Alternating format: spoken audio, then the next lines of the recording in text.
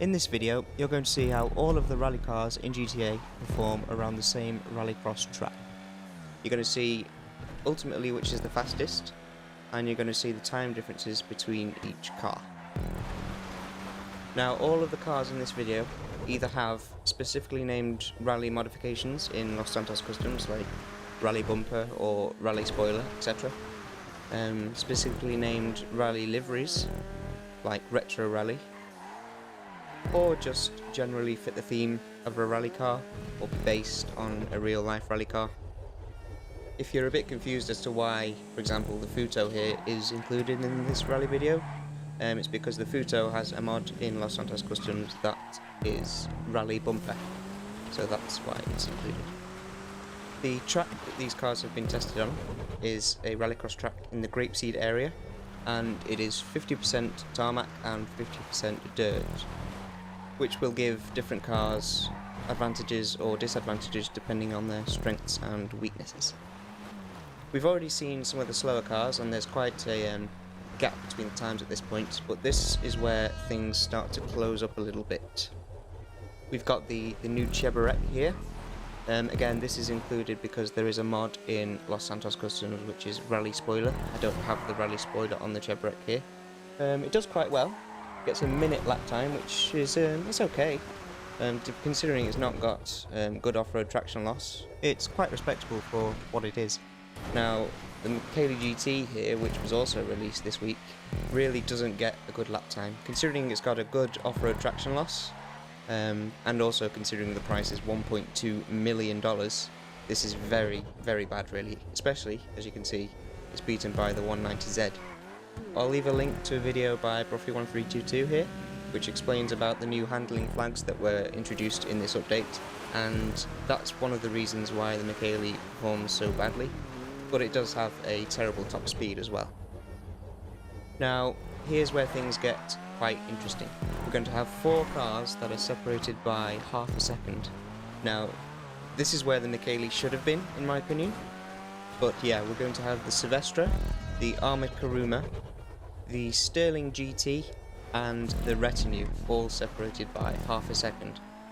Now, the Armoured Kuruma is included here because it was always the sort of use if you don't have anything else in rally races, so I've included it here, and it's interesting to see where it places, only managing to mix it in with these sort of slower sports classic rally cars.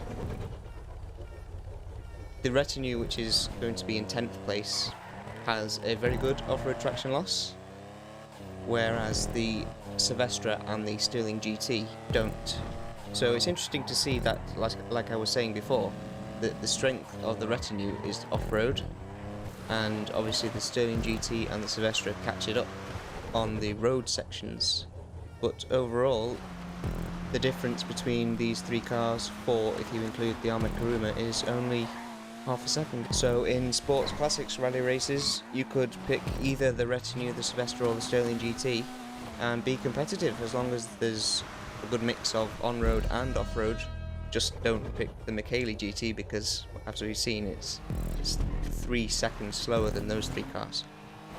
Now, here we have the original rally car. This was the car that, if you wanted to do rally races back on old gen, this was the car that was chosen, and to be honest, it's not too bad still. 9th place here with a 55-second lap time. It's quite a way off the top cars, but it's nice to see that it's not been totally left behind. Now, the Omnis. The Omnis is a strange one. I really didn't enjoy driving it. I found it to be understeery, and if you tried to correct, like compensate for the understeer, you overcompensate and end up turning in too much and crashing into the apex of a corner. It just feels like it's on ice almost. Very strange, but I know people adore the Omnis and the way it drives, so maybe it's just me. Now the Sentinel Classic here, that's a different story. This is completely the opposite. This car could snap on you at any moment and send you into a spin, and I love it. It's amazing how different those 2 cars are, and yet how close the lap times are. A 54.971 and a 54.933. Next up, we've got the GB200 here, which is about 6/10 quicker than the Omnis and the Sentinel Classic.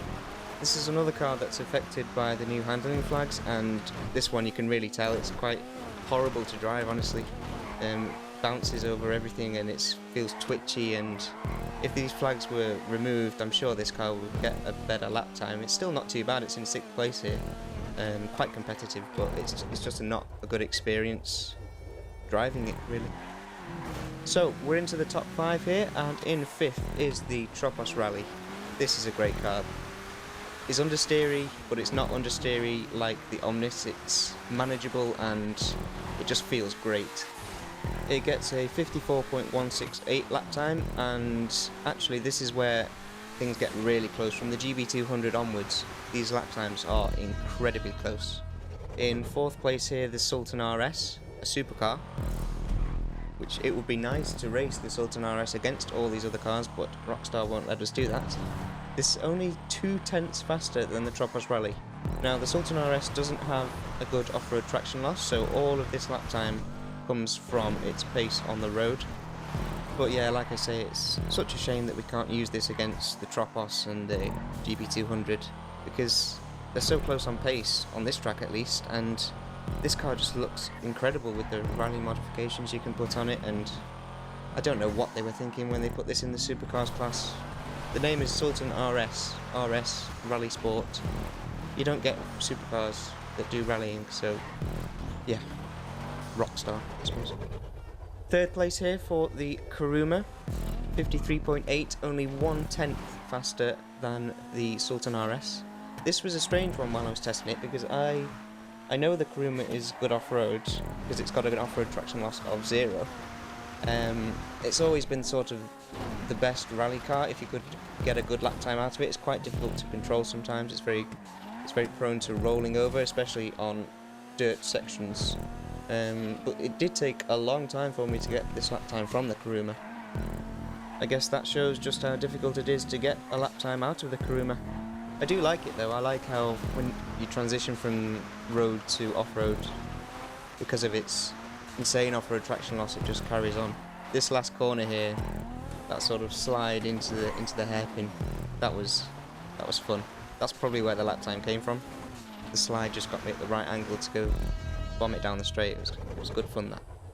In 2nd place here, we've got the Comet Safari. Again, only a 1/10 between the Kuruma and the Comet Safari, which means that from the GB200 in 6th place to the Comet Safari in 2nd place, there is only a difference of 0.6.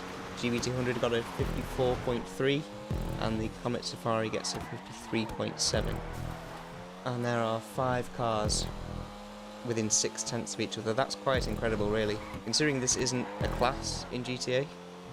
To have all these cars be so close, they must have someone on the development team that's a rally fan or something, because these cars are so balanced at the top here. It's just a shame that, as you'll see, the 1st place car is so much faster that all of these... It's the normal story with GTA, isn't it? There's always one car in a class that just demolishes everything and you can't use any other car, and that car is the Flash GT with a 52.502. That is 1.2 seconds faster than the Comet Safari. I was amazed when I got this lap time, because up until this point I tested this car last because I knew it would be first.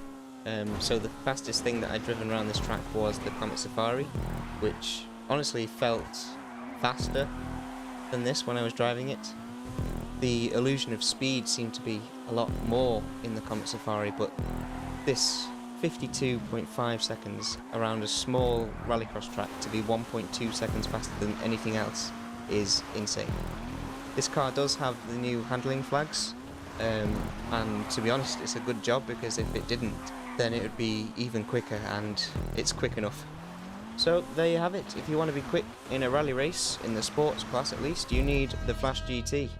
The Retinue was the fastest sports classic rally car. I hope you've enjoyed this video, and I hope it's been interesting to see where all the rally cars fit together in GTA. It's just a shame that it's not an actual raceable class. Anyway, thanks for watching.